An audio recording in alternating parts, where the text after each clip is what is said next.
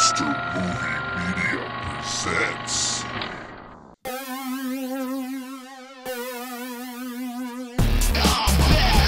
Blast from the past. Your weekly dose of Laughing gas. you don't like it, you can Kiss my ass. cause even James has a Podcast.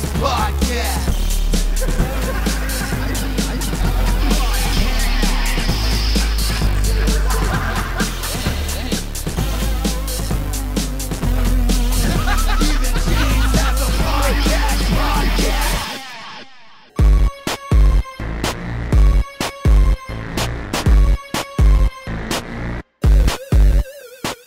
Greetings and salutations. Hey, everybody. It's me, your buddy, your pal, your BFF, Mr. James H. Carter II, welcoming you to episode 61 of the Even James Has a Podcast presented by Monster Movie Media.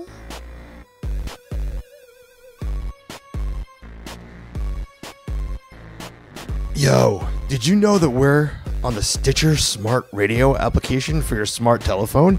Well, if you didn't, then now you're going to know. If you already know, then you know. But if you don't know, you're about to get totally node.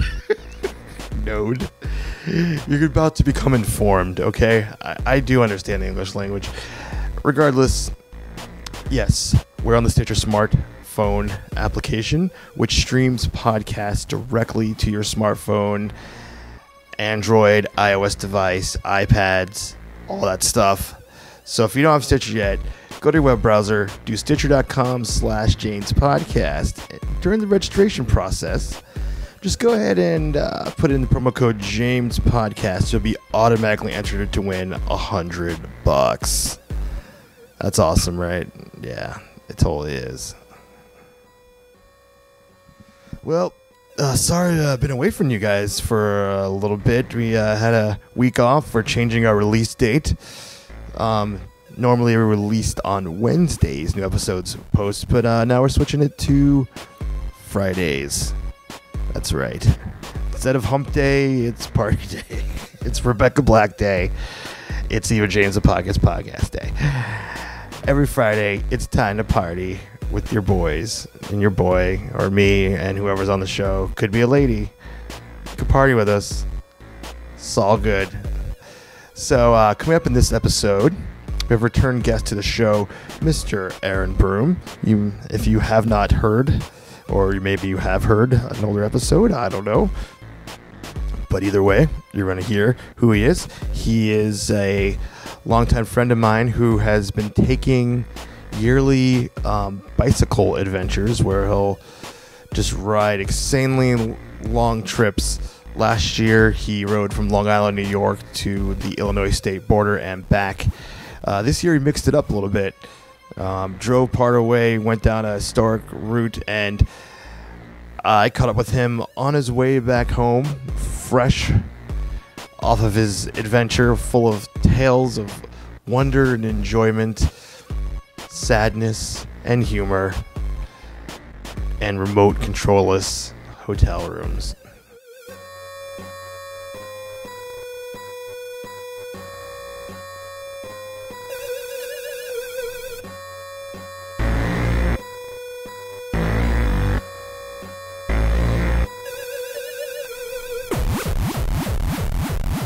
Hey there, and hello everyone in listening to podcast world.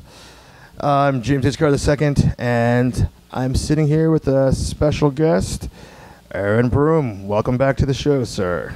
Thank you. Now, I said welcome back to the show, just in case you're unaware, haven't heard the older episodes. This is not your first time. This is your second time actually chatting with me, but Right, in the studio. in the studio, yeah. But you left us a message a few weeks ago, and I did play that on the show. But let's just kind of recap, the nature of your message and what you've been up to since then. All right. I mean, tell your journey, like All for right, people well- that have no idea All right, I'm What's- starting from scratch right now. Yeah. This is it. A brief summary of the past few years and what you set out to do a few weeks ago.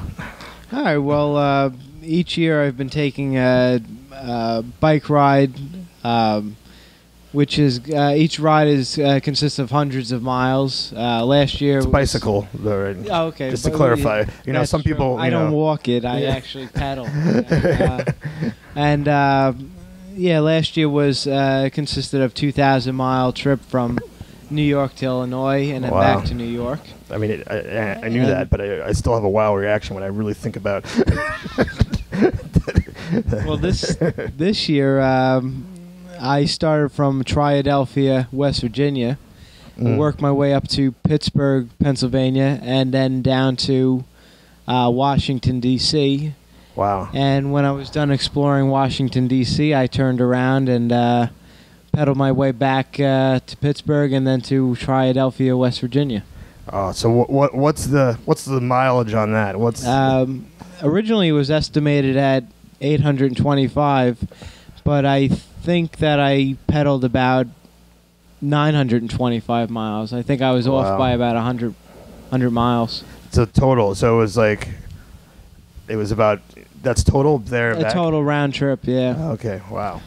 So, and just another quick recap. I'm sure I'll put it in the show notes because I don't remember, but the episode numbers. But when you were on, we recorded it about a year ago, but we weren't airing episodes at that time, so it actually aired. I think it was February. It was somewhere around February, yeah. Yeah. So, for the people that have been following, but this is going to come out probably next week. So this will be a lot sooner Awesome. to the actual event. So it's a little more timely, but but it's been a year, and definitely go back and listen to that episode if you haven't heard it.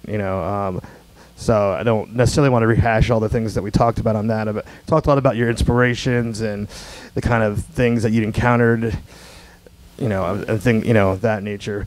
But what was different this time was that the other trips you started bicycling from your home and you decided to drive out to West Virginia and start your bike trip from there. So why don't you talk about why you made that decision? Right. Well, this year I wanted to do a trip that covered two major bicycle paths. One being the Great Allegheny Passage, which runs from from Pittsburgh, Pennsylvania to Cumberland, Maryland, and then I would Wow. connect on the C&O Canal towpath from Cumberland, Maryland down to Washington, D.C.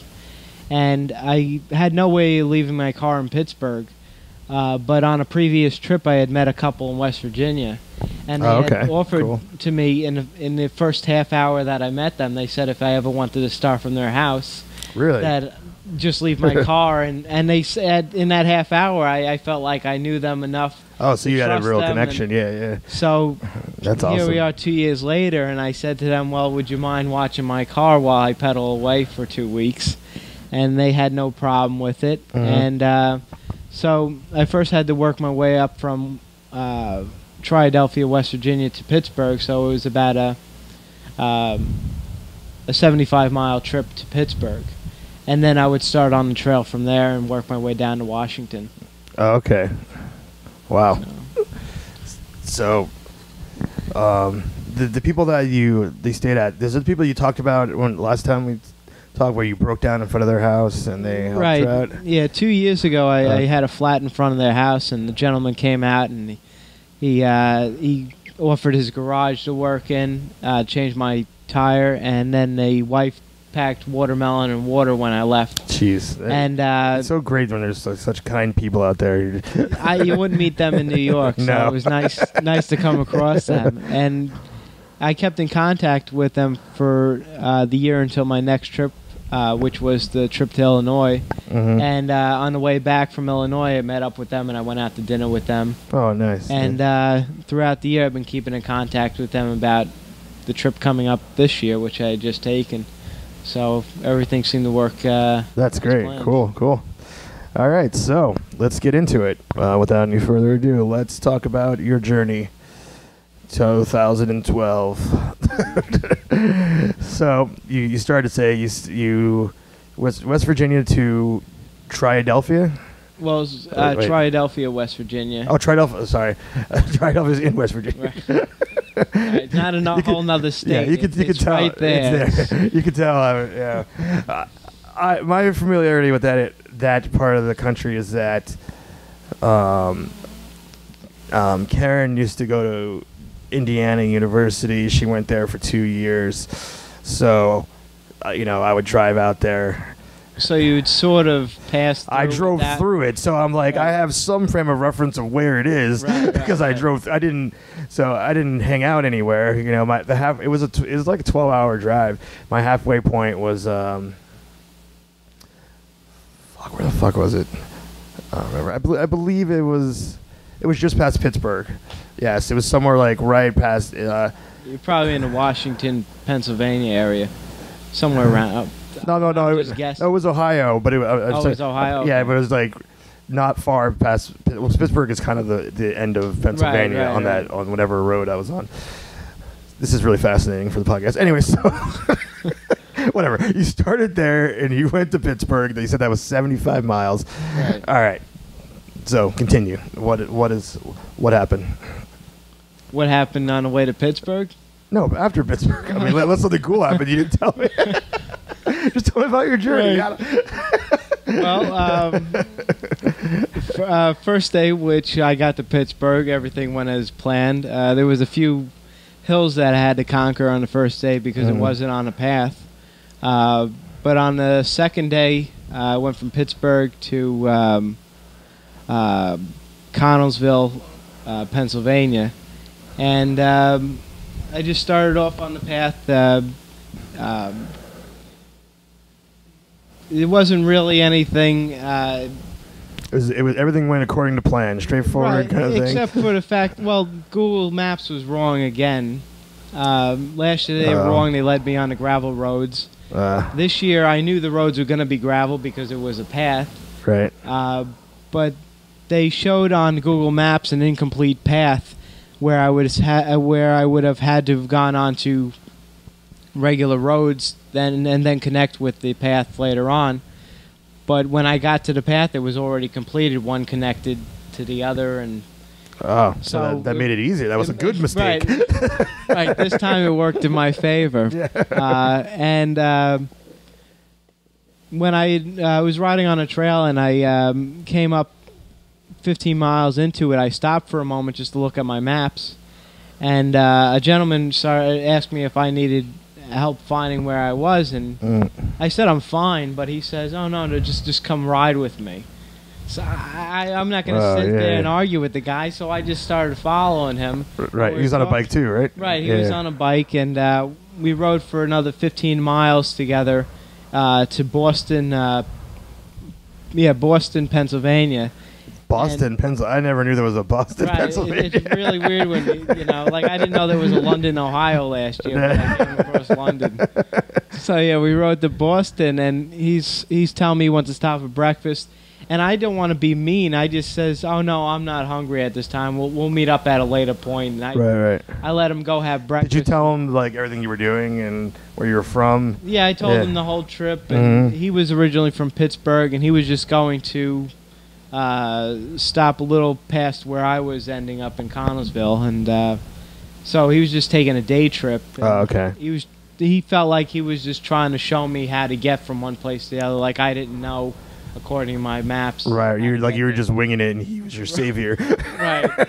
So, but he was going too fast for me, and so that's why I kind of just told him, do your own thing, and I'll see you later on. And I caught up with him at various times throughout the day. Oh, really? That's cool. But I didn't really ride with him. I just kind of waved hello and let him be on his own. Right. That was it. And I made it to Connellsville, and there was no issue on day one. And Right. I mean, that's the journey you're on. It's a solo journey. Like it has to be like you in the open road, trying to like coordinate with someone else that's going different speeds, different agendas. That's kind of like has to kill the vibe of. Right. It wasn't the way I wanted to start off this. I thought this was going to be an independent journey. Right. I was going to be on this trip, submerged in nature by myself, and that was going to be it. But then day 2 came, and I was going from Connellsville, Pennsylvania to... oh, wait, what date did you start again? I don't know if I you said started this on- recording. I believe it was August 3rd was the first day I rode to Pittsburgh. Okay. So 2 days into the trip, I had just gone about 15 miles on a bicycle by myself. And there was this woman on a bicycle on the side of the road, and she waves to me, and I go over to see what she wants, and she asked me if she could ride with me because she had a bad experience earlier in the day, and this was about 9 o'clock in the morning. Early in the day. Wow. She said a homeless man riding a bicycle was following her and saying weird stuff to her, and she had to get the park rangers involved. Holy shit. And she'd feel safer if she rode with me. And I said, fine. Yeah, I have no problem with that if that makes you feel better. And I stepped up. I thought I was being a man. and I'd help her out. I'll protect you, damsel in distress. So, we were riding and everything, and I thought this is great. I met a woman on the trail. And I'm like, yeah, you much rather ride with the lady than a than some random weird dude. guy I met in Pittsburgh. How old was she? I mean, let's get She the facts. was, Let's paint the picture of who you were protecting. She was about 25. Oh, She okay, is from nice. Oregon, and she was on her own little journey from. She had started from Kansas City. She took a train with her bicycle to Kansas City. Then went to Pittsburgh and decided to take the same trail I was doing down to D.C. And then she was going to take a train to New York, where she's going for a PhD. So this is her journey to New York to move there. She was going with a bicycle and to take a train, and it didn't start off. It didn't go well. Right. No, being that there was a homeless man following her. I gotta say right off the bat, this journey's designed to take this trail. You are encountering more people that are taking their own journeys. Right, it's just weird that I'm running into all these people on this I think in the stuff. past when you were riding on major highways and stuff, you probably weren't coming across too many other bike riders. Well, the issue with this one is that these two paths are very well known. So there are many people riding it. Okay. But what made my journey a bit different was that I was doing it in less days than most people do it, and I was also doing it in both directions. A lot of people go from Pittsburgh to D.C. and then take a car back or a truck back carrying all their equipment. Or okay. I got from Pittsburgh to D.C. I got there in 5 days, and people don't usually do it that quick. They stop for scenery. Yeah. So. You were on a mission, though. You were moving. But this woman was moving pretty quick because she's moving quicker than she had been in the past because of this guy following her. Right. So she was putting on more miles. And where do homeless people get bikes, by the way? I guess Goodwill. I guess Goodwill hands out bikes. I guess that helps them get around. Right. I guess they need transportation. Anyways, so I feel like this story is going somewhere. So you thought you were doing the right thing. You were helping her out. I thought this was great. I met somebody. She's moving to New York. I have something. Oh, she's moving to New York. This could be a future connection I thought this there. was going to be great. Because by the way, Erin is from Long Island, New York. She's moving to New York City, which is right next to each other. Well, she's going to be in Brooklyn, so it's only 20 miles away. And I'm thinking this is great. I met somebody who has something in common with me. Yeah. And so 11 o'clock comes, and we're sitting down. We're going to have lunch together. And I'm thinking, great, perfect. We're so far 2 hours into the ride, and things are going well. And she starts telling me about her girlfriend. Oh. And I'm like, you got to be kidding me, man. Like, really? Really? I guess lunch is on you because I'm not paying for it. That's what you said. No. Wow. So she's. And then I'm thinking, well, maybe she means just a friend. Yeah, a lot of girls But then talk that she's way. telling me how she was a nanny and how, the kids got a kick out of her making out with her girlfriend. And I'm like, no way. She Like, made this out is- in front of her kids. Right, I'm first like, of this is so weird, all. She made out in front of the kids, like with anyone, let alone introducing them to, her lifestyle. That's pretty Like, funny. I'm thinking there's no future with you. With me and you, it's not happening at this as far as I could see. Well, I mean, But, she could be bi, but she is in a relationship, so. Right, so it's just not going to work out at this moment. Yeah. But we seem to be hitting it off for 2 Yeah, hours, and I yeah. continued the ride with her for until about 4:30 that day. We You spent the day together. about 50 miles we rode together, and at the end I just slipped her my information just in case she decides to come over to my side here. You never know. Just in case she rethinks her plan here. That's funny. Her girlfriend's gonna be in Oregon, and I'm gonna be in New York, and just in case things don't work out with a long distance relationship, and Well,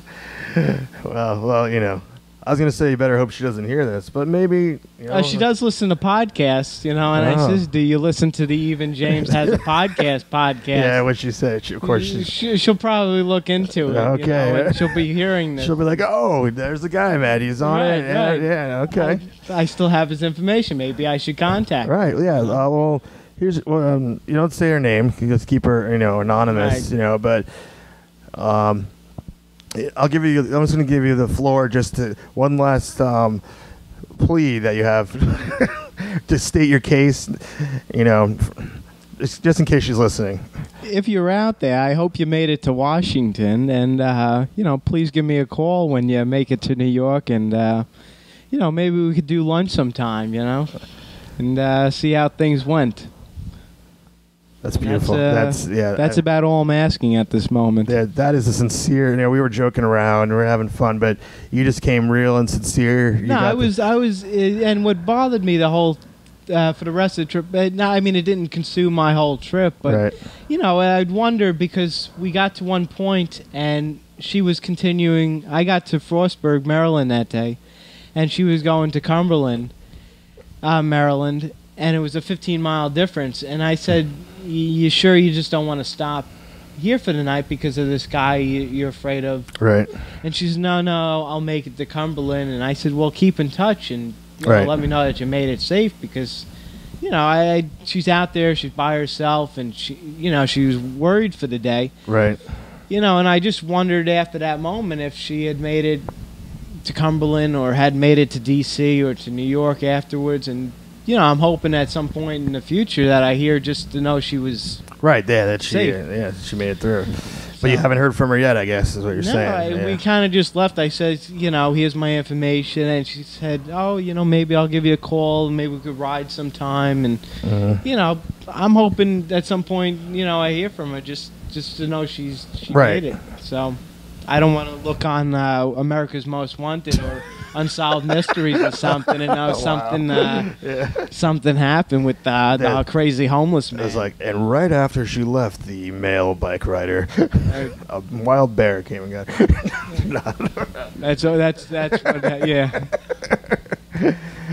All right, so that spiced up. That was day 2, right? Right, that was day 2, and and I saw a lot in day 2. I crossed the Mason-Dixon line, which is the border of Maryland and Pennsylvania, and they have it all set up where they have like a brick layout. Really? I I didn't notice that when I drove past it on the highway. Yeah, so. I think it's only on the trail. It's exclusive, Oh, okay. and then the Eastern Continental Divide. We crossed over, and it's actually the highest point on the trail, which is like 2,300 miles above sea level. Oh, wow. And from there it's all downhill to Cumberland. So I went 15 miles downhill, and she went the other 15. And Oh, okay. We made it.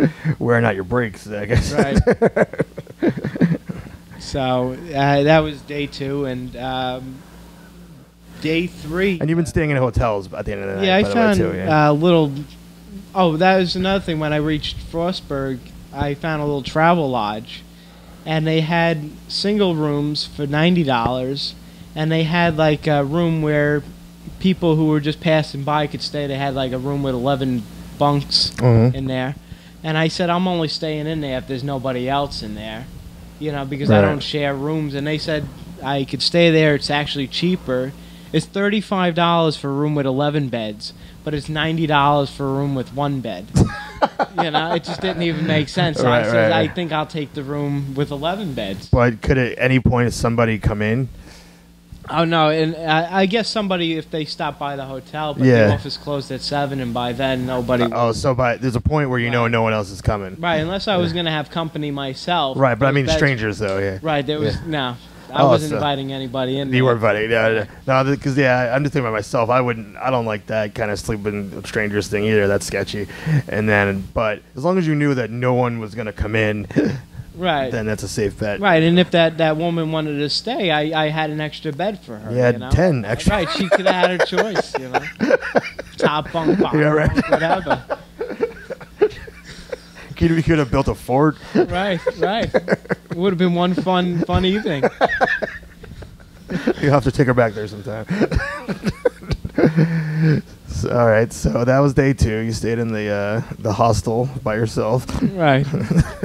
It was pretty interesting, and so the next morning I just got up and continued on the trail, and for the most part the Great Allegheny Passage, which is the first half of the trail, was a very smooth trail. It's taken care of very well by the Parks Department. So in the third day, I had reached the end of the first trail, and I started on the second trail, which is the C&O Canal towpath. Okay. And it's a bit of a rough path. If you're not experienced on trails, then I don't think you should really be riding it. It's just a very bumpy trail. And the reason being is that the Parks Department told me that they're afraid to restore it because it's noted as a historic path. So they don't want to restore it in the wrong way to where it doesn't have its historic value anymore. So Yeah. they just really left it as is, and it's just a very bumpy path.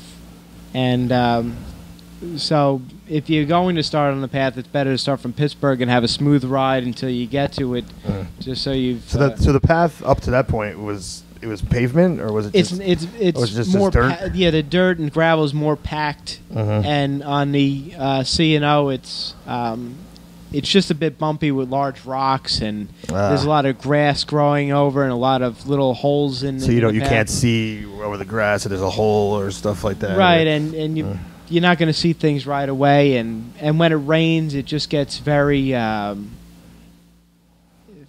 The ground is just extremely soft, so you're sliding all over the place, and it's just not an easy path for somebody who doesn't do a lot of off-road riding. Right. So. But you're an old hat at this. I have some miles behind me. So. So you got through it, but it wasn't fun, is what you're saying. Yeah, it wasn't an easy ride, and I mean, I saw a lot in the first day. I actually came across I believe it was on that third day. I came across on the side of the trail. There's what do you call it? Like a Confederate soldiers buried on the side of the like a tombstones or grave. yeah, like I saw like off memorial. no, it had the tombstones of him and his family. I saw on the side of the trail. I saw like Confederate flag, and I'm like, You're like, oh, yeah. it's over. Like Yeah. time to lower the flag and put up the real deal. Yeah. There's still You people lost. in West Virginia and Ohio flying the Confederate flag, and I'm like, it's time to give up. Like, we're already like 150 years over. It's there's no time. You're not taking back the country now. It's Right, yeah, it's it. what it is. So Well, those people are slowly dying out.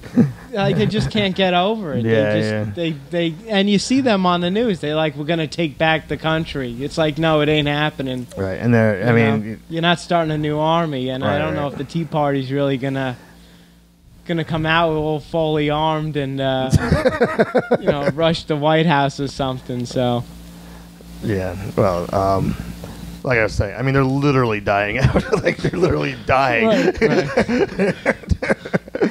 So it all wash under the rug. But I mean, when you're there, you're right there. You're out in the wild, and you come across something like that. What's going through your mind? I went ahead and I decided I'm just going to check it out. So I pedaled over to the cemetery, and it was I don't know. I don't recall if it was a general, but General Pollock. It's a historic cemetery, and it was himself and his wife and I guess a few other family members, and everything. It seemed like the stones were redone by a historical society in the area, and it just described how he was a Confederate soldier, and he owned the property that was around the farmland that was nearby, and it just gave a brief description. It was just interesting that they had it so well preserved and taken care of, and it was just sitting there on the side of the path. And then I'm not sure if it was the same day, but I came across it might have even been the next day. I came across a fort that's from the mid 1700s. Wow. It's called Fort Frederick, and it was a British fort, and then it became a fort used by the Union Army during the Civil War. What state were you in at this point? This is What's Maryland? that? This was in Maryland, Yeah. and it was very interesting. They had people dressed in British Army get up, and they were shooting muskets, and it was So it was like a ongoing reenactment type. right. It was just very weird to see this giant stone wall that it was out of nowhere, just to come across these things, and I just didn't realize how much. I guess how historic the towpath is, or what's alongside it that made it so historic. But these are the things why they call that make it historic. Right, yeah. Things alongside it, and it was all news to me. I didn't really research this stuff before going into this ride. I just wanted to see path. you just wanted to see what you came across. And, Right, yeah. right. So that's really what I came across. And the third, maybe fourth day, I came across those two things. And the third day, I made it to Hancock, Maryland, and which I can't say there's anything really notable about Hancock, Maryland. All right. I just. It's named after the great Will Smith film. Right, exactly. That's what we're going. They love that movie there so much. They petitioned to get the town Right. changed. That was a blockbuster right there. And then day 4, I made it to Harper's Ferry, West Virginia. So you're back in West Virginia? Yeah, but it's weird because West Virginia kind of curves around Maryland Okay. in like an L shape in a way, and so it was in southern West Virginia. I hit Harper's Ferry, West Virginia, and it was the home of John Brown, which was a guy who was anti-slavery, and he at one point took 20 men and decided he was going to take over the firehouse and free the slaves, and this was his big goal, and everybody called him crazy because. What year was it in? So it was in the 1800s, but it was pre Civil War, and he just was so anti-slavery. But this is the biggest thing that ever came out of it was this guy John Brown, who just took 20 men and decided he's going to take over the firehouse and then free the slaves. Wow. And it turned out the first man who ended up being killed by him and his men was a freed slave. So, Really? Yeah, which is kind of ironic. That's weird. Yeah, the first man dead is a freed slave. Right. So it didn't work out too well for him. The army came in and Yeah. stopped him and then hung him, and that was it. That was the end of John Brown. But the Wow. whole town is dedicated to the history of John Brown. They have a That's wax museum. They've got the original firehouse that he took over. It's just sitting there. They call it the John Brown Fort, and it's it's just so small. I mean, they didn't have fire trucks back then. Yeah. Obviously, What but, was in there? they had a small carriage with a hose on it, but it was nothing major. It looked like a small bell tower. It just, Oh, okay. it just didn't look like. It looked like a local Carvel. I mean, it's the size of a Carvel, that big. You know? Okay. Yeah. And but the whole town is dedicated around the history of John Brown and his big 20-man rebellion against slavery. Oh, wow. And Never heard this guy before. Very interesting story. yeah, and all the buildings around, they look like they're still the original buildings. Wow. The road is like cobblestone and And they really hold on to the past on this. right, they just don't give it up in Maryland and Maryland, West Virginia. Like it's time to move on, you know. Jesus. I know a lot of our country's history happened in that region, but let's Right. Let's move on. Yeah. Let's get updated, Get an iPod or something. Things have to keep going forward. You can't live in the past, kids. Right. We've had enough. So yeah, I checked out that town for a little bit and just kind of crashed, and I figured I'd check it out more when I came back from Washington, because I kind of got there late, and so I didn't really check out all the buildings at that time, and I figured I'd just come back and do it at a later point. And so from there, I had one more day, and I made it to Washington.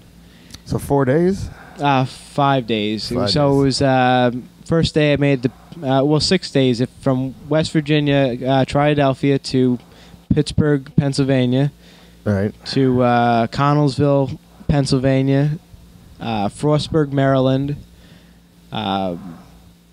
Hancock, Maryland, Right. named after the Will Smith film, and Harper's Ferry, West Virginia. And then I made it to Washington, D.C. on the 6th day. Oh, okay. And on the first day, I didn't really see much because I had gotten there real late, so it was a matter of just checking into a hotel and getting some rest for the next day, where I was going to check out everything in the area. And what I did is I stayed there for 2 full days and then left. Oh, nice. So I on the first day I was there, I took a bicycle tour.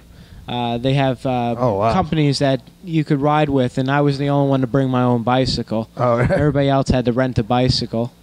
And we toured. We took a bicycle tour, which was about 7 miles for 3 hours. Checked out all the monuments and all the cool. all the memorials. It's a great idea to have a guided tour.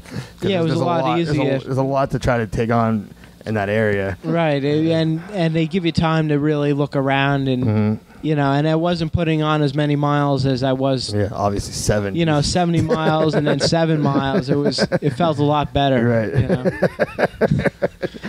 I mean, I wasn't bouncing around because it was all paved and everything. Yeah, It was pretty good, and I got to check out a lot of memorials that I wasn't sure I was going to have time for. Oh, that's great. And even memorials that I hadn't planned on seeing. So I saw the Jefferson Memorial, and I saw the Lincoln Memorial, and the Martin Luther King Memorial, and it was fascinating to see all these memorials. And they actually have a cap on how tall a statue of somebody can be, which is like 19 feet. It can't Why? cap. I forget their reason, but it can't cap 19 feet. It's just Interesting. their rule. But so I got to see a lot of monuments and memorials, and it just gave me somewhere to start. So if I ever wanted to go back, I knew where I was, where I can go on by myself. Right. So for the rest of the day, I rode around, and I took a ride over to an island that's it's in Washington, but it's a separate island. It's called Theodore Roosevelt Island, Okay. and it's an island dedicated to Teddy Roosevelt, and it's I never actually heard got it. it's got a statue of him in the center, and I really wanted to check it out because he was big with nature, and this is what I had done so far. I've been submerged in nature Right. for 6 days, and I wanted to check out what they had dedicated to him.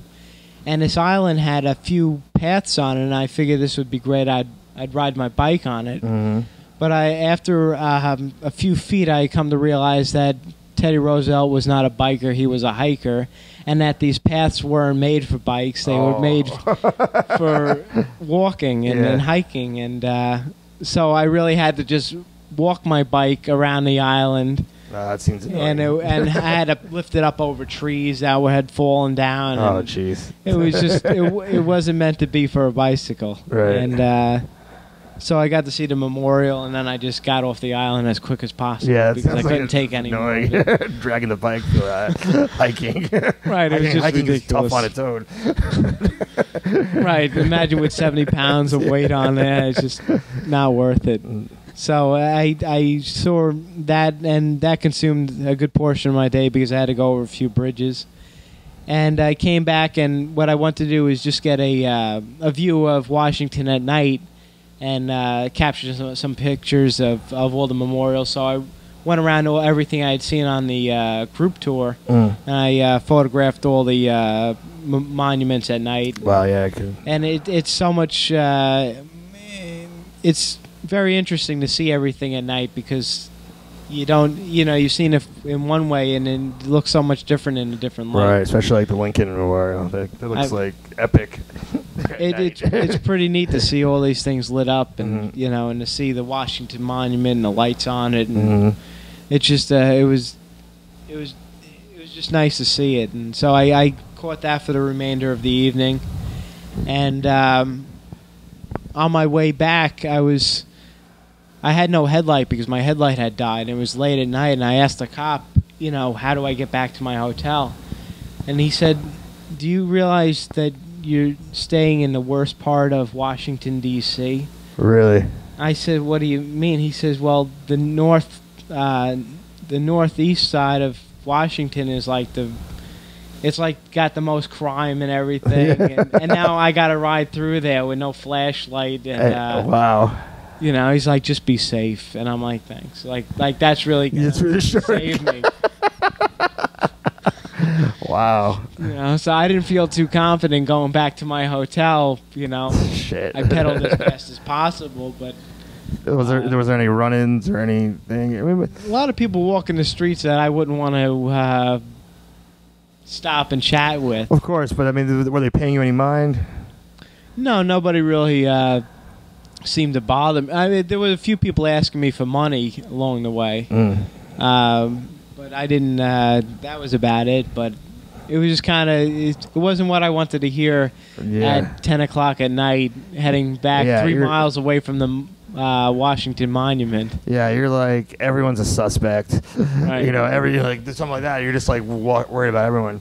But I just learned if normally, if you're in those kind of areas, if you seem like you have a purpose, you were, I'm going to your hotel, and you're not really act like you're not really affected by like the sketchy people around you. Right. They tend not to really pay attention because they're like, oh well. Right. Well, I didn't Whatever. want to stop and look at a map and seem like I was a tourist. Right, that's Otherwise, exactly the point I'm making. Don't be like, I just rode around until I found a hotel. I didn't, oh, you didn't have a hotel set? No, I had a hotel, but Oh. I didn't know how to get back to it at that point. So, Oh, so you had to just keep riding? You couldn't look at your map? And all right, that I stuff? just kind of, the Yeah. cop told me a certain way of getting there, and I tried to follow him, and then I was wrapping around blocks, and I eventually made Oh, it, my but I wasn't God. going to stop anywhere. Yeah.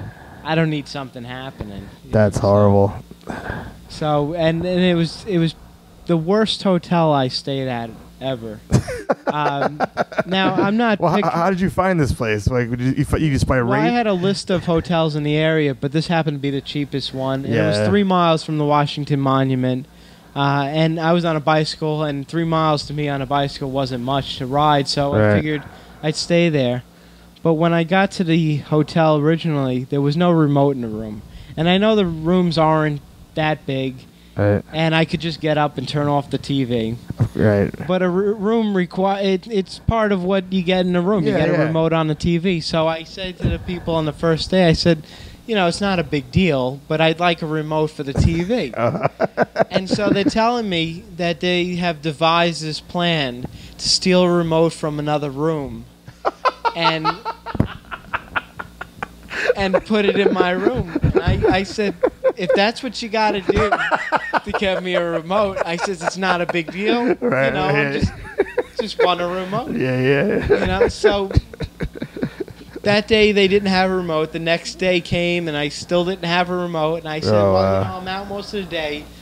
But, this is part of what I'm paying for. Yeah. I'm only 5 feet from the TV, but I feel I deserve a remote Yeah. for what I'm paying. And the fact that I'm staying with you for a couple of days. And hold the mic up. we're on top of it, and we're getting on it. We have somebody sneaking into the other room to get your remote. And So ridiculous. and I see people coming to the hotel after me, and they must have a remote. They're not complaining that they don't have a remote. Just They didn't have their remote stolen. It wasn't given to me. Right. So right. I said to them, look, there's people coming after me. They got a remote.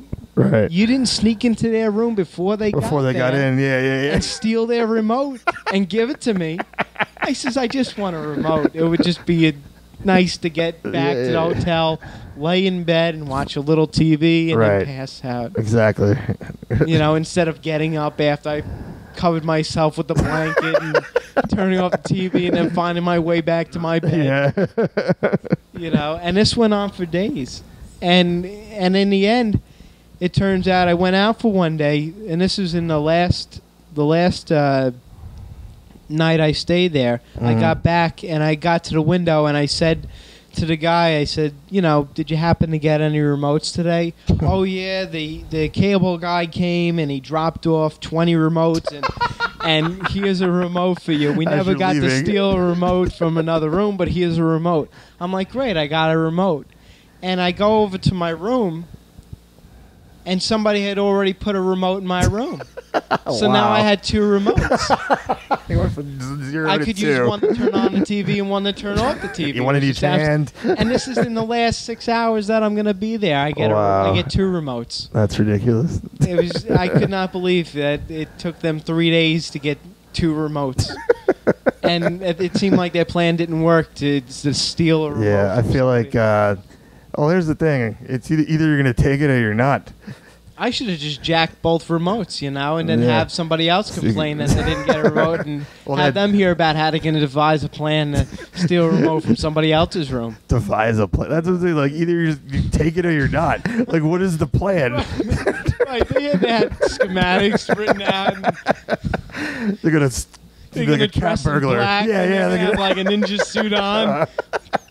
climb from the ceiling to cut a If hole. somebody's in the room, they're going to stab them or something, and they just steal a remote. No, they're gonna be like Mission Impossible from the ceiling over them while they're sleeping, I pop through the vent.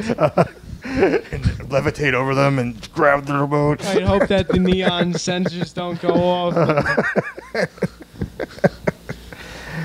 Well, besides the remote issue, was that the only reason it was the worst place you stayed? Or Oh, and also at about 5 o'clock in the morning, a train comes by, and it is the loudest train that ever passed the hotel. So I wouldn't recommend staying there in the future. well, real briefly, I just want to tell you about a trip I took to DC about 2 years ago, and we had my cousin was getting married, actually on a boat that went around whatever body of water's on there. I don't. Right. I'm ignorant of what it was, but it's some kind of like mini cruise ship, and they have weddings and receptions on there. Oh, okay. So we rolled them in there the night before, just to get settled. So we got into town, 6 o'clock, 7 o'clock, whatever. So essentially, that night was what we had to spend in DC, because then we stayed over and then like we checked out in the morning, went to the hotel, and then after the hotel we drove home, which is 4 hours from New Jersey for people that don't know. Right. Because we weren't going to stay over again. First, we had to do something else, whatever. I don't know. So basically, it was like that night was like, this is your time in D.C. And I don't know, like, I'm just crafty with finding rooms or blah, blah, blah. I wasn't booking hotel after hotel like you are, so I know you're all constantly looking for the cheapest rate. Right. But I ended up finding, like, a sweet hotel at a really reasonable price that was, like, right around the corner from the White House. And funny enough, I didn't know where anything was. I'd been to DC other times, but not like on my own, like me driving there and exploring like with family members and stuff. I just going along wherever people took me. I'm like, I don't know where I am, but this is the time. Like, I'm the navigator. We're here, and I actually had no idea that we were right around the corner from the White House. I'm like, I knew it was close. I'm like, where's the White House? And we actually passed the street that is right in front of the White House. It's like this little mini street, the one that's right. And we walked right past it, like when we went exploring, and then later on, and it wasn't until like hours later I figured out that we were actually right. Like, you looked at your hotel room, you're like, wow, there it is, right there. Yeah, like we're literally around the corner. And I remember like this. That's when I realized, I'm like, this is a sweet hotel room. And I mean, it was small, but it was fancy because it has to be small because it's just like New York City where they just try to jam as many rooms or with that. But I don't pay a lot for hotel rooms. I'll just put out there. It definitely was not over $100. Like, I guess also because I was staying there on like it was like a Wednesday through Friday. The Friday really jacked up the price. Yeah. But well, this was right before July. This was like July 2nd and 3rd too, because I remember. Like we left on the 3rd. She got married on July. So it was a lot of stuff going on. They're getting ready for their. You can tell a lot of people. Obviously, they have stuff for 4th of July around there, so there was a lot of tourists and all that. So I don't know how we scored this sweet deal, but my favorite thing about DC is definitely the Smithsonian Museum. Did you have a chance to go there? Yeah, on the second day I got to go there, but I caught it kind of late because I was checking out the Capitol earlier in the day and a few other places, and the Smithsonian I caught the Air and Space Museum, where I checked out the Wright Brothers exhibit. Oh, nice. And because they were bicycle mechanics, so I had to stop by and see what they had. And then I went to the it was the American History Museum, or because they have so many. I don't know, they had. I saw Kermit the Frog. Yeah, I would say that's my favorite part. There's actually a picture. Like I had as my Facebook for a while, and I know I had that. Yeah, I saw that, and is that that's at the Smithsonian. That's me in front of the actual Kermit the Frog. There's glass. I took a picture of myself in front of Kermit the Frog, so we can kind of compare. We can compare pictures, on Facebook. Yeah, that's right there. Yeah, that's very funny. Yeah, you can't tell there's glass there in the picture. I'm gonna have to take a look and compare pictures. But that's about the only thing I caught in that museum, along with an iPod. They had an iPod there. Oh wow, you're like great. Like I didn't have one attached to my arm already. I could have been looking at, and and one of the first bicycle helmets. Oh. That's which I didn't know was something that only really came out in the 70s. Oh, really? The first reliable one was in like 1976 or something. Wow. Yeah, you would just think that they've been here the whole time. Yeah. Right. I wouldn't have thought, but they look like something I would never put on my head. They look just so terrible. They look like something that I don't know. It was so plain and disturbing looking. I mean, it's just something I would just never wear. Mine's cool. It had blue and black and white. Stylish, yeah. It's got a visor on it. This thing had nothing, So, yeah, it was just weird seeing that. But I caught a few things in the museum, but I wish I would have had time for more. I also went to the Smithsonian Castle, where they actually have. The guy who started the Smithsonian. Oh, okay. His remains are in there, in the castle, and like. Wow. I don't know if I saw that or not. Got a tomb or something. I don't know if they got ashes inside the tomb or his body, but it's sitting there encased, which I find really weird that he's just sitting there in the castle. Well, he'll never die. He'll always be right there. Back to your point of saying you're passing on these historical places to do the reenactments and blah, all that stuff. and we're talking about moving on, I feel like the Smithsonian in Washington D.C. is like that's where those things belong. That is a perfect, tribute to the United States of America. Like this, the history of the United States of America. Like that's how those things need to be. It doesn't need to be like the town doesn't get updated and people that their job is to pretend that they live in the 1800s. Right. Like I mean, for some people that are really into it, that's just my opinion. I'm just like Washington should have something like that, but I didn't come across any people that were dressed up. Because they would be shot if you think they're going to try to attack the White House.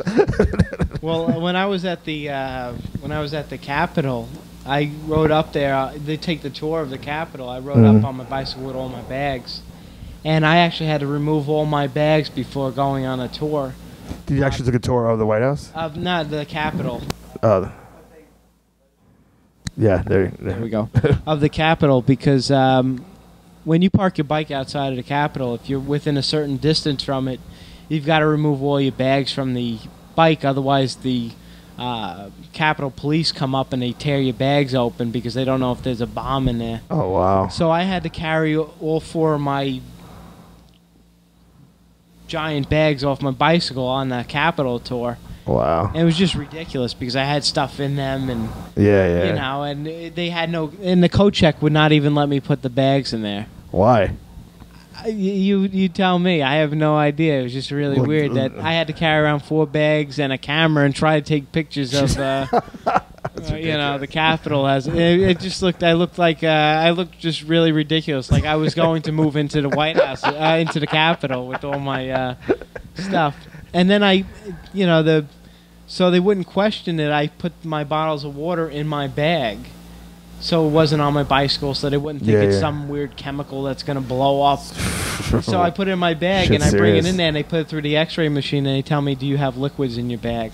I says, yes, I have my water. They said, well, you're going to have to toss your water. Wow. So I had to run outside and toss the water out and then bring my bags back in and carry 4 bags around the Capitol, which is absolutely ridiculous. Wow.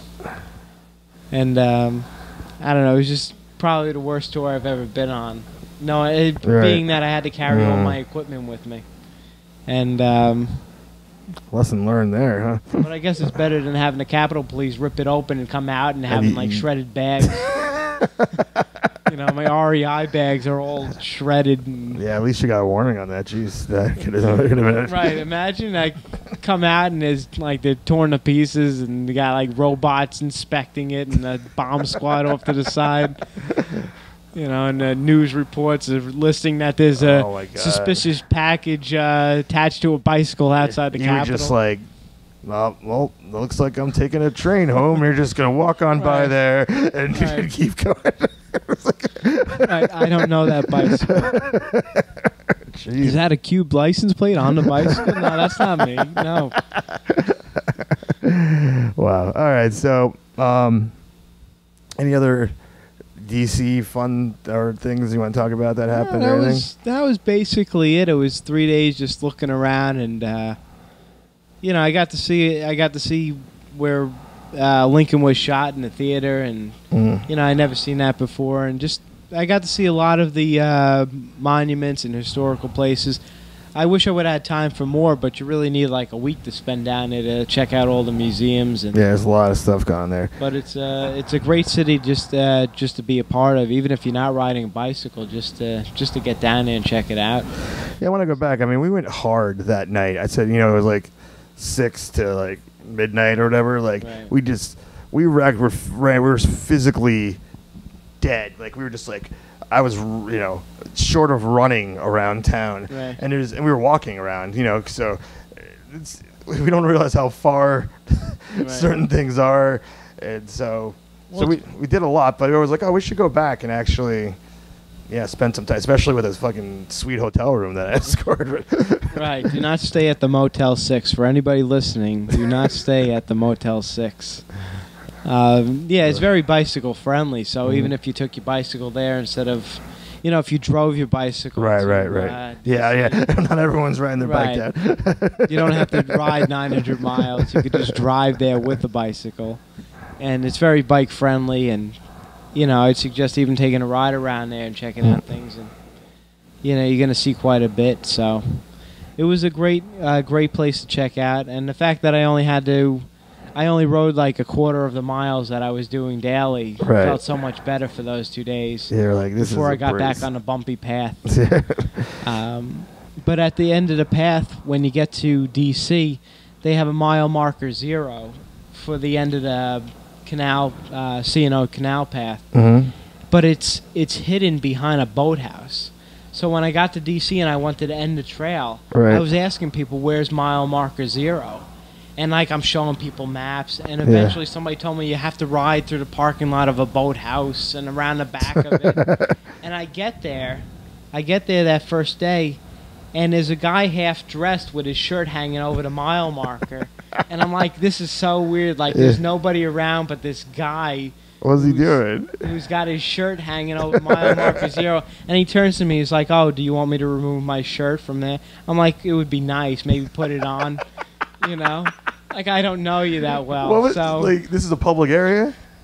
it's out in the open. It's not like it's hidden, but it's like it's somewhat secluded. So like if you are there and there is some weird dude with no shirt, like you don't feel safe. Right. So like it's open, but it's not open, and so he ended up removing his shirt, and then he decides he wants to have a conversation with me, and I don't really want to converse with a guy who's half dressed at mile marker 0. So Wow. all I really wanted, I figured since he's there, maybe he could just take my picture at mile marker 0, but what I had to do was just listen to him talk for about 20 minutes before, because I wasn't gonna. If he's a little loose in the head, Right. I'm not gonna start like telling him just zip it and take my picture. Right. Yeah, I can double shot. I'll hear you out for a little bit and then say, would you Yeah. remove your now, shirt? Now that we're and- buddies, can we Right, take right. this picture? Snap a few pictures, let me be on my way, and that'll be that. So that's what I did, and I got that, and then when I was starting back on the trail, I rode around, started at mile marker 0, and worked my way back towards Pittsburgh. Right. And, So, any stories of note on your way back up to Pittsburgh? well, as far as reenactments are concerned, when I got to Harper's Ferry again, they actually had a reenactment going on that same day that I got back. They had soldiers, they had their white tents set up. Jesus. Like 20 tents, and they had people, different booths set up where they was explaining how they embalmed the soldiers that died and how to do amputations, and they had all the tools there. Wow. And it was just, and they were showing, they having like gunfights and. And So it was as though you like woke up and you're like time traveled or right, something. and people were actually looking at me weird because when I was coming back, it had just rained the day before. So when I was riding on the trail, it was all muddy, and I was completely covered in mud. So I sort of looked like I fit in with the soldiers, like I had just come out of some battle or something. So it was just weird. Like, I felt like I stepped back in time about 250 years. Wow, you get some pictures of that stuff? Yeah, I got a whole bunch of pictures of the town with all the soldiers and their boots, and it was just so weird. The next morning I woke up, and I'm riding out of town, and I see the actors actually slept in the tents overnight. Wow. In the field. It was just so weird. I thought they would pack up and just go to the local hotel. Yeah. They really stayed in character for that day. I just didn't expect that. And they're looking at Oh my me, snapping God. pictures of Yeah. It's like, dudes, come on. Let's move on. Yeah. I know you're not really like that 5 out of 7 days of the week. Yeah. Jeez. So yeah, that was about it coming back up, and I just, it was a bit of a bumpy path there, and with the rain that came through overnight while I was in D.C., it knocked down a few trees on the trail. Oh, wow. So I had to kind of either climb over them or go under them to get past them, because there was a river on one side and a bit of a valley on the other, so I couldn't really walk around the trees. Jeez. So it didn't make it easy on the way back with 5 or 6 trees being down, but I made it through it and just kind of worked my way up north and checked out the fort again in Fort Frederick and stopped at the cemetery to see the Confederate cemetery again and just kind of worked my way up and stopped at all the visitor centers that I missed on the way. Oh, okay. Yeah. And yeah, just kind of followed my path back up and got to Pittsburgh and kind of when I got to Pittsburgh, I knew that Mount Washington was there, and I thought maybe I would just ride to the top of Mount Washington because I don't know if you ever seen the cars with a bumper sticker on the back says "My car made it to the top of Mount Washington." Yeah, I've seen that. I never knew where Mount Washington was, but when I got there, I figured maybe I'll take my bike to the top, and I'll get a bumper sticker saying "My car went to the top of Mount Washington." But my legs were just so beat at that point that I got on the this incline and elevator that takes you to the top. Oh, okay. And it actually took me to the top with my bicycle. Oh, that's good. And then I rode my bicycle down the side of Mount Washington, and it's worth it to take your bicycle up to the top and just ride down. Oh, okay. It was a pretty cool ride, but someday I'll go back and I'll go up the mountain. You'll ride it up. You can actually get the bumper sticker. Yeah, exactly. Then I would have earned it, you know. Yeah. But taking an elevator up doesn't qualify me for a bumper sticker. I can't get a bumper sticker with the elevator. So, and when was that? What day did you hit Pittsburgh? I got to Pittsburgh, I believe it was on the 15th. Okay, so that was 2 days ago. Right, and then from Pittsburgh I rode back to Triadelphia, West Virginia, where I met up with the couple, and I went out to dinner that night with the couple and their family. They invited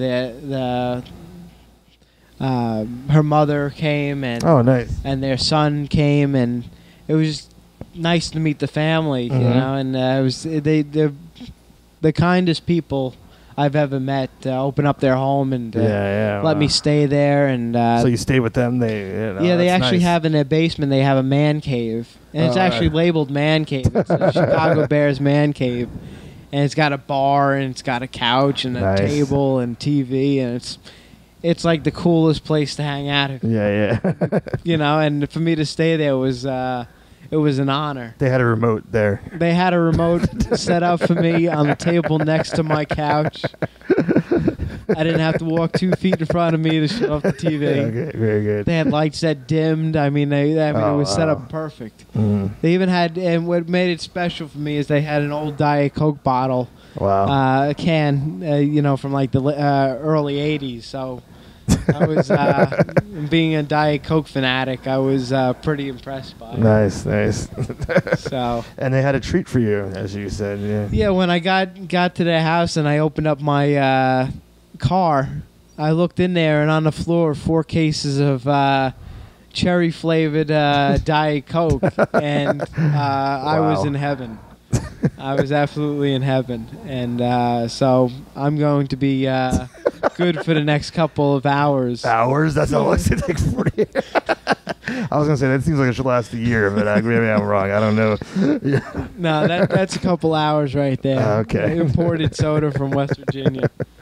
So, no, they were just very generous, and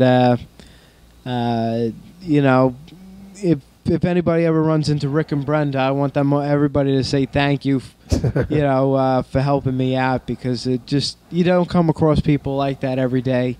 Especially in New York, you're not going to come across people like that. No. And you know, it's funny is that they didn't know they kept telling me how they were telling family members how they were having me over for the night to stay there and to start my trip. And the family members would ask them, well, what's his name? And they said, well, his name is Aaron. And they'd say, well, what's his last name? And said, we don't know. You know, like the family members are telling them, well, this guy could be some kind of weirdo staying at your house. Right. But we had such a good connection when we first met that, you know, it didn't matter that we didn't know each other's last names or any information about each other. Rare. That is rare. You know, and they would just open up their house like that, and to give me that place to stay and to start off, it was just...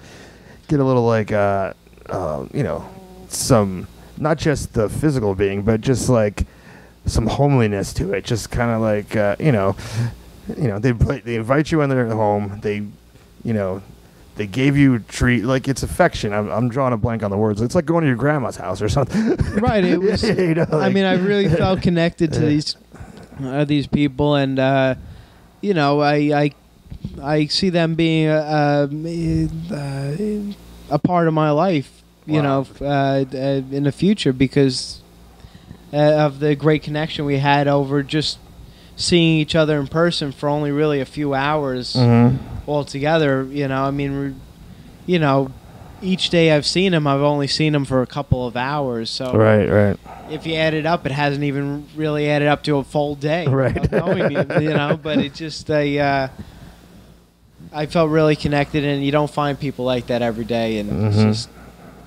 I suggest everybody go further out west from New York, and you'll connect better with people. Depends, but I know Midwest things are a little nicer, but there's also Let them fly the Confederate flags. They're still good people. they're good at heart, Well, that was very, very open-minded of you to say. So. Right. Alrighty, so, and that kind of brings you to now, where, as the time of this recording, you are on your way home. Yeah, this was on my way back from West Virginia to drive in. We're in Red Bank, New Jersey, just in case any listeners forget where I'm at. So this is, last year we did it on your way home, and this year too, because, I like to just catch you, like, right after you're done. Right when I still have all the thoughts in my head. Yeah, just see where you're at. You seem like really full of energy, full of life. You don't seem exhausted and well, you know what? It's good to get everything out because when I'm out on the road, I have nobody to talk to. So it's pent up. I'm glad you've been like a therapist for me, so I can come here and just release everything. Yeah, you had all that's these been building up experiences. inside of me. And it's also great because now it's also a document this conversation, so it's like this, you'll have it forever. You can have the podcast episodes forever. You can always this go is back to something it, I could always refer to and share it with your future children. right. Everybody can understand where I came from, and I appreciate the fact that it's there and something I could look back on and that I could be a part of here. So. Yeah, no, it's definitely. So if you want to say hi to your future kids. Yes, Aaron Jr. Cubed is Cube Jr. out there. This one's for you. All right. Cubed Jr. All right, so. CJ. Yeah, for that's sure. what you're going to call him, CJ. What's up, CJ? It's Uncle James. All right, so let's what's the words I'm looking for? I'm drawing a blank. That's the second time I said that.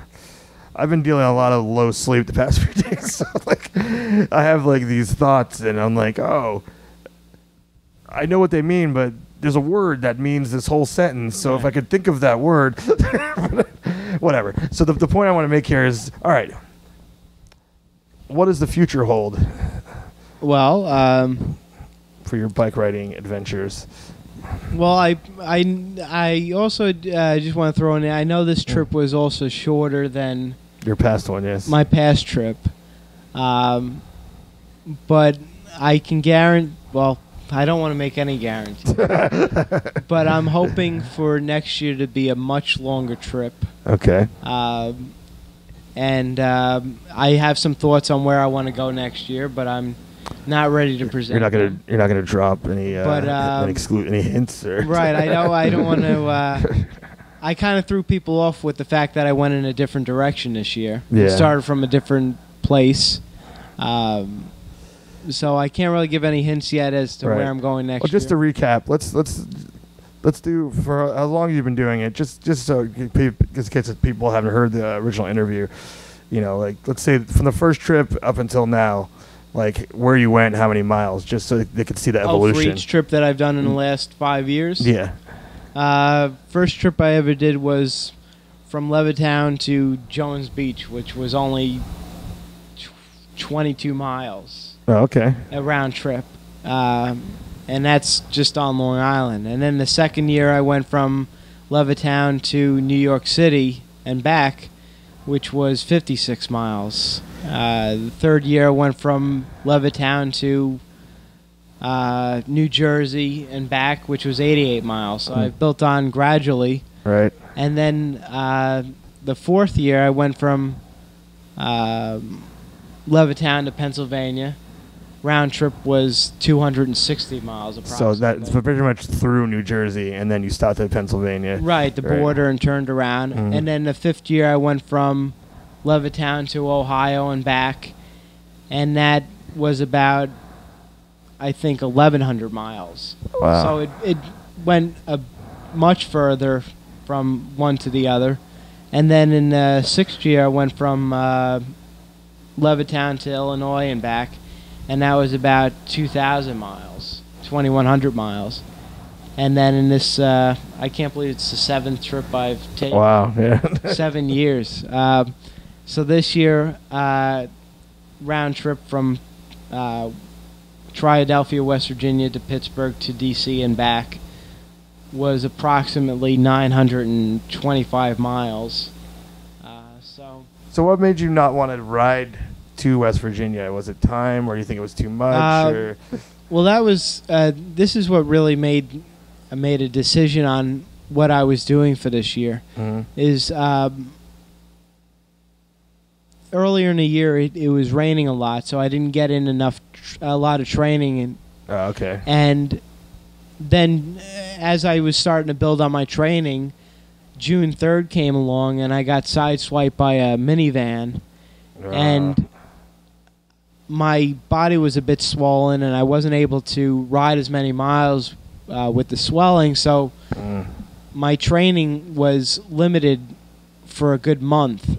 And I also needed to replace some equipment on my bicycle from the accident.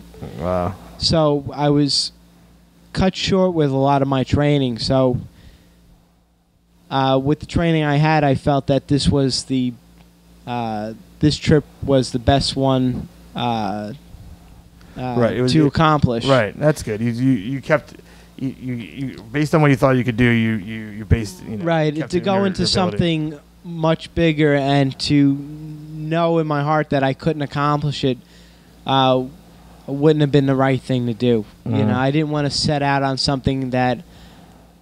Not to say these rides aren't challenging. They all are, even with the amount of training I do.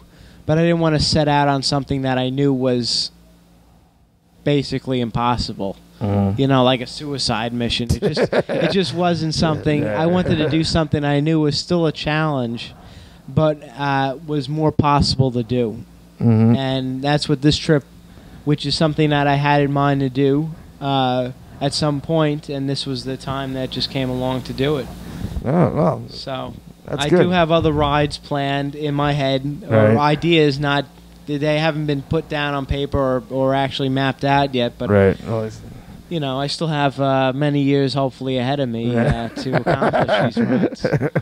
So, but yeah, 7 years and going strong. So, Wow. Hopefully, next year, I don't get sideswiped by a minivan. Yeah, hopefully. And yeah. Keep our fingers crossed for that. All right. So, any other thoughts about anything else other than bike riding, or since you're on the podcast, we don't, you could. You could just talk about anything, just as we wrap this chat up. I just want to throw out a quick congratulations to my brother and his wife for having their first child. Wow. So I am now an uncle for the first time, and so I'm Uncle Cubed. Uncle Cubed. Which is pretty cool. And yeah, congratulations to my new niece, Bayla. Bayla. Very nice. So, that's about it. That's the exciting thing I have to look forward to when I get back to Levittown. Very nice. Alrighty, man. Well, I guess we gotta wrap it up. All right. So this is it, huh? This is Until next year, huh? Yeah, well, like I said last year, you could come on the show and not Right, I after don't know, bike right. rides. All right. Well, You we'll could have to cut- come up with something for the winter, some major challenge, non-bike related. Yeah. You'll come on. You can come on. Obviously, usually Mark and Phil are the co-hosts, so you can come on just in a Alright. regular episode and just It talk would about be, it'd whatever. be good to see the crew, you know. Yeah. All right. Yeah. Well, you tell them I say hello. Or you could tell Or them you right know here. what, Mark and Phil, hello. You know, I hope I see you guys soon. You know, maybe we'll all sit down and chat sometime with a few microphones. Yeah, for everyone's entertainment. That's our life now. That's what we Yeah. do. We're Yeah. entertainers and keep the party going. And That's what we got to do. and Keep on keeping on, checking it. You know? exactly. We'll keep checking it consistently, and maybe I'll come out there with some microphones to Long Island. That's right, downtown Levittown. Yeah, all these great things you listeners have to look forward to. So, thank you for ending your trip for the second year in a row, talking with me about it. I appreciate you stopping by, All right. and any final? You can close it out and hand it over to you. Thank you everybody for their support again this year, and I look forward to what we can accomplish together for next year. So again, thank you, and check it.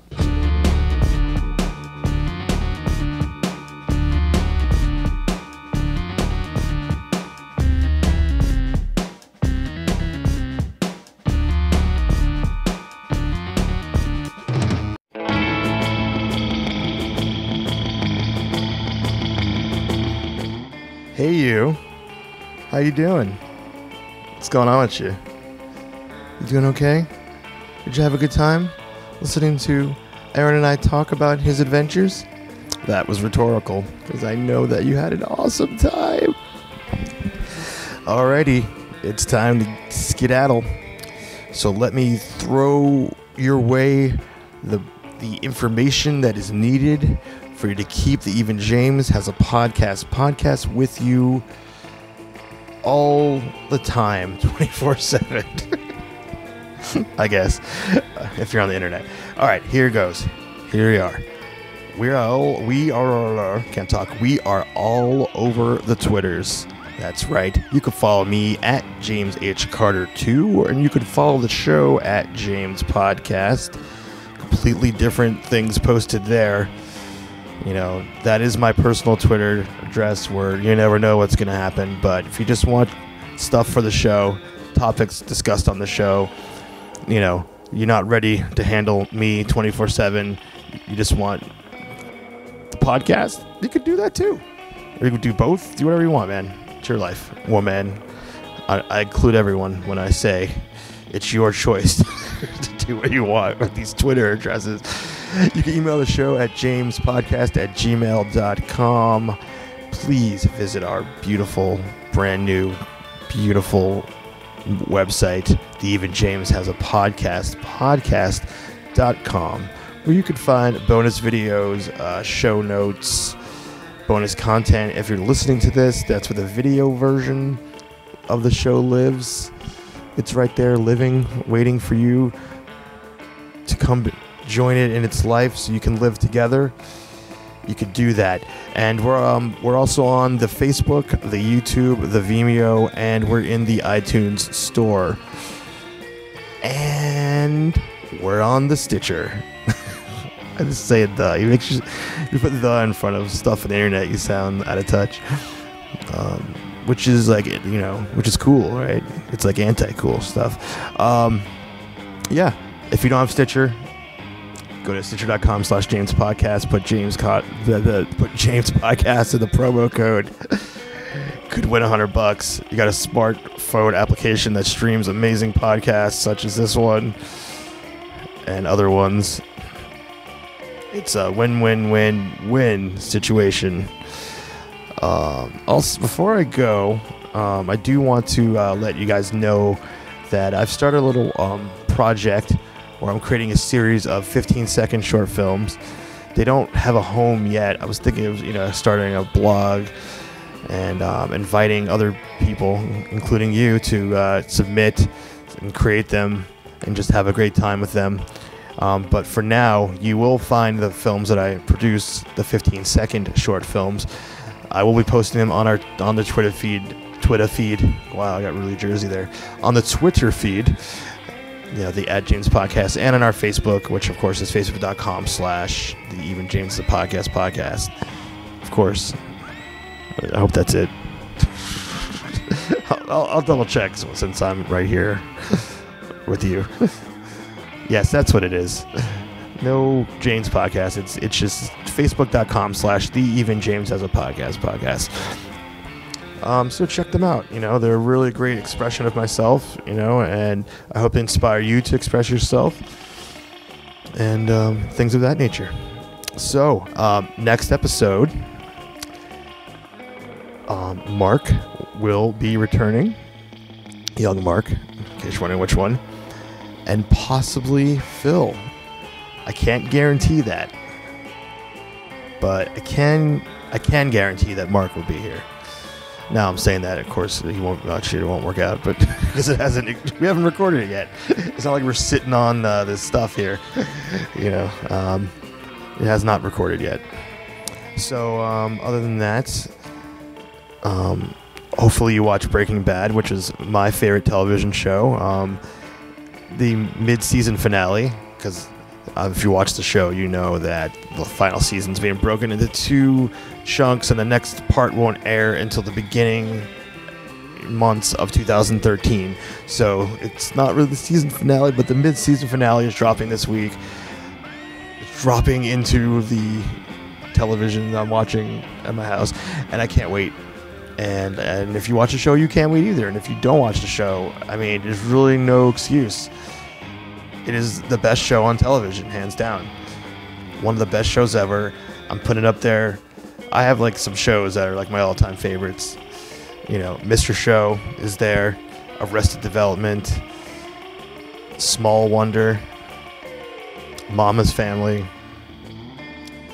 Dexter, which Dexter is on there. I really liked Dexter a lot. And Breaking Bad kind of just pushed it out of the way, it just was just this is what's up. So it's kind of, I don't know, but whatever. I still like it. I still like last season. People hated on it, but I thought it was fun. And Out of This World, that's another one of my all-time favorite shows. Great fucking show. Love it. Anyways, enjoy the season finale. Special thanks of Breaking Bad. The season finale of Out of This World, unfortunately, has already aired.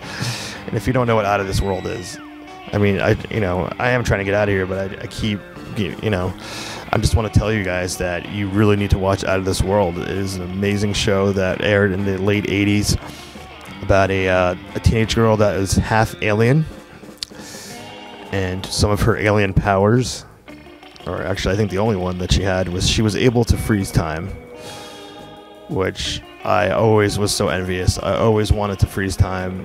Her name was Evie, and I wanted to freeze time like Evie. And actually what I really wanted to do was freeze time outside of a toy store and take a bunch of toys. So the show inspired theft. Okay? That's how great it is.